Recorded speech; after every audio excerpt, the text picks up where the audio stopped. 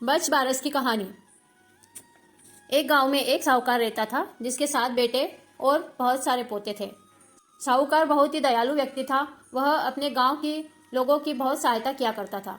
एक बार साहूकार ने अपने गांव के लोगों की सहायता करने के लिए एक बहुत बड़ा तालाब खुदवाया, जिससे गांव के सभी लोग उसमें से पानी का प्रयोग कर सके। पहले के ज़माने में इस तरह से टंकियां और नल नहीं हुआ करते थे। सभी लोग तालाब का पानी यूज़ करने के लिए लाते थे और पीने के लिए कुओं में से पानी लाते थे। तो गांव के लोगों की सहायता के लिए साहूकार ने एक जोड़ा खुदवाया, लेकिन दुर्भाग्यवश उस तालाब में 12 बरस तक पानी नहीं भरा। तब साहूकार को बहुत चिंता हुई और वह सोचने लगा कि मैं तो इतना दानी व्यक्ति हूँ, लेकिन मेरे द्वारा खुदवाए गए इस तालाब में पानी क्यों नहीं भरता। तब उन्होंने उज्जैन और काशी नगरी के पढ़े हुए पंडितों को बुलाकर इसके बारे में पूछा। तब उन पंडितों ने देख कर बताया कि अगर आप अपने बड़े पोते या बड़े बेटे की बलि देवेंगे तब ही यह तालाब पानी से भरेगा। तब साहूकार ने विचार किया कि पोते की बलि दे दी जाए। पीछे से साहूकार ने अपनी बड़ी बहू को तो पीहर भेज दिया। बड़ी बहू से कहा कि बहू, तुम्हारे पीहर से बुलावा आया है, तो तुम पीहर हो आओ और तुम्हारे दोनों लड़कों में से छोटे वाले को ले जाओ और बड़े वाले को मेरे पास छोड़कर चले जाओ। बहू बहुत आज्ञाकारी थी। बहू ने वैसा ही किया। अपने छोटे बेटे के साथ अपने पीहर चली गई।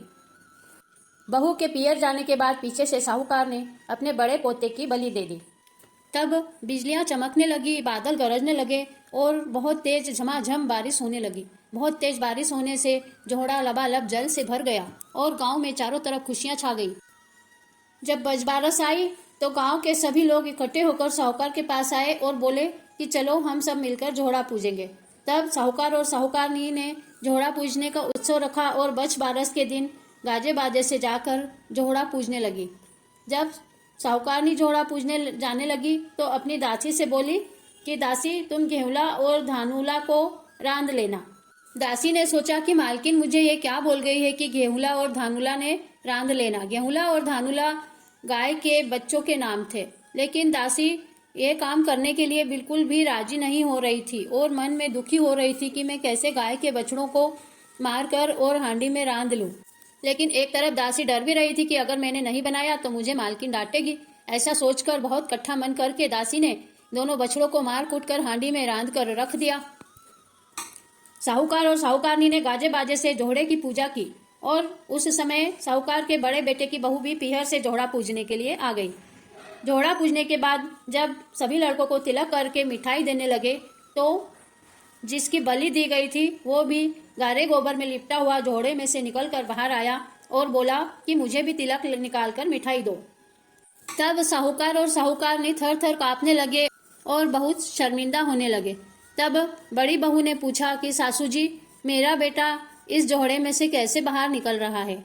तब सासू जी ने सारी बात अपनी बहू को बताई कि किस तरह पंडितों ने कहा था कि बड़े पोते की बलि दो और हमने तुम्हारे बड़े बेटे की बलि दे दी थी, लेकिन बजबारस माता ने हमारी लाज रख ली है और हमें हमारा बड़ा पोता वापस दे दिया। जोहड़ा पूछकर जब सब घर आए तो वहां पर सासू जी को बछड़ा नहीं दिखा। तो उन्होंने दासी से पूछा कि मेरे बछड़े कहाँ गए हैं। तो दासी बोली कि आप ही तो बोलकर गए थे कि गेहुला और धानुला को रांध लेना, तो मैंने उन्हें तो मार कूट कर हांडी में रांध दिया है। जब साहूकारनी बोली, अरे पापिनी, एक पाप तो अभी उतार कर आए और तूने दूसरा और लगा दिया। अब शाम को जब गाय माता आएगी और अपने बछड़ों को ढूंढेगी तब हम क्या करेंगे। तब साहूकार ने उन रांधे हुए बछड़ों का मांस और हांडी को जमीन में गड्ढा खुदवाकर गड़वा दिया। तब साहूकार और साहूकारनी बजबारस माता से प्रार्थना करने लगी कि हे बजबारस माता, अब तुम ही हमारी लाज बचाना। अब शाम को जब गाय जंगल से चरकर आई, गाय इधर उधर दौड़ने लगी, रंभाने लगी और अपने बछड़ों को ढूंढने लगी। ढूंढते ढूंढते गाय वहां पहुंची जहां पर बछड़े गड़े हुए थे। तब गायें अपने सींग से जमीन खोदने लगी। जब जमीन खोद रही थी तो साहूकार और साहूकारनी बजबारस माता से प्रार्थना करने लगे कि हे बजबारस माता, अब तुम ही हमारी लाज बचाना। तब बजबारस माता ने उन बछड़ों को जिंदा कर दिया और वह बछड़े गारे गोबर में लिपटे हुए बाहर निकल आए। सब कोई साहूकार से आकर बोले कि तुम्हारे बछड़े आ गए हैं। जब साहूकार ने खुशी खुशी जाकर देखा तो सच में बछड़े गाय का दूध पी रहे थे। साहूकार ने बजबारस माता को हाथ जोड़कर प्रार्थना की कि हे बजबारस माता, आपने हमारी लाज बचा ली है और पूरे गांव में ढिंडोरा पिटवा दिया कि सब बेटे की माँ बछबारस करे और जोहड़ा पूजे और गाय केड़े की पूजा करे। बछबारस के दिन गाय का दूध दही घी नहीं खावे और चाकू से कटा हुआ कुछ भी न खावे और जाए ब्याह का पूजन करे। तभी से बछबारस के दिन गाय केड़े की पूजा की जाती है और जोड़े की पूजा की जाती है। और इस दिन जो स्त्रियां बेटे की माँ होती हैं वो ही व्रत और पूजा करती हैं। सभी स्त्रियों को बछबारस का व्रत अपने बेटे की लंबी उम्र के लिए जरूर करना चाहिए। हे बछबारस माता, जैसे साहूकार साहूकारनी को दिया वैसा सबको देना। कहता ने सुनता ने हुकारा भरता ने सह परिवार को देना। बोलो बछबारस माता की जय, गाय माता की जय। गणेश जी की कहानी। एक छोटी सी छोरी थी, भाटे का भाई खिलाती, झूठे का बिलो न बिलोती। उधर से गणेश जी आए और पूछा, छोरी क्या कर रही है? छोरी बोली, महाराज भाटे का भाई खिलाऊं, झूठे का बिलो न बिलो। गणेश जी बोले, छोरी आंख मीच ले।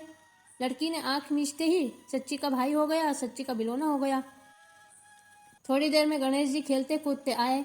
छोरी बोली, महाराज छाछ खाओ, दूध खाओ, भाई खिलाओ। हे गणेश जी महाराज, छोटी सी छोरी पे टूटे वैसे सबको को टूटना।